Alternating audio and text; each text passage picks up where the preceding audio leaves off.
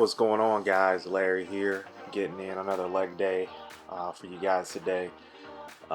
Aiming to be the picture of consistency when it comes to this type of shit, right? For the simple fact that bodybuilding is consistency. So, as always, you can tell this is the heavy leg day because this is how I start out heavy leg days with a lying leg curl. So, got into the gym a little bit late that morning. Didn't have to be at work until 9. Really revamping some things with my split, but I start off every heavy leg day, as you know, with these leg curls, and I think I don't know if I'm hitting a wall with these or what, but like the warm up, I think I took too many warm up sets on these. So that's one subject I want to talk about, is taking too many feeder sets. So my top set didn't go in, none of my top sets outside the pendulum squat went how I wanted them to go. And that's probably an issue because I took too many reps on the feeder sets. So I need you guys to understand something when it comes to warm-ups. You're just warming the muscle up, right? So I think it was 165. I got like 10 last week, RIR of about 0. I was shooting for about maybe 11. I got another 10. I got another 8. So I backslid a little bit, or at least matched. I don't have my logbook in front of me, so forgive me.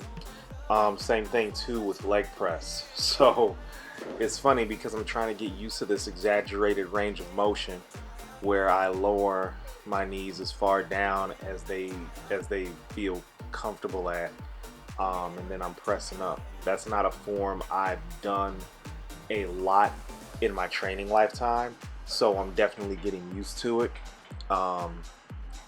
It is really going to take some getting used to, especially at an older age. Joints start to stiffen up. You take them anyway out of its normal range of motion. There's going to be some slight discomfort, some real discomfort, or a fucking injury. So we're just shooting to have just a little bit of discomfort. That's all. But in any event, took a little bit too many feeder sets and ended up, I feel like, wasting energy. Now again, consistency. Ideally, your training sessions need to be at the same time every day. They need to be at the same time, same conditions, same machines, and you progress that way because that's less variables you have to account for as you are tracking your training, whether it be via logbook, whether it be live vlogging like I do with this. So you have to keep track of the things that you're trying to progress on. Now, in this case, which was i.e. a heavy leg day, I did not. I did my last heavy leg day at a different gym, different leg press, different equipment. But in my mind, in the way that my mind works, strong is strong. So I should have no problem handling what I had on this leg press.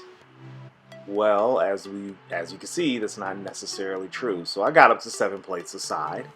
Wasn't for very many reps. I think I nailed about 8 reps on this particular exercise. But the thing to remember too, as well, is that these are a different set of conditions.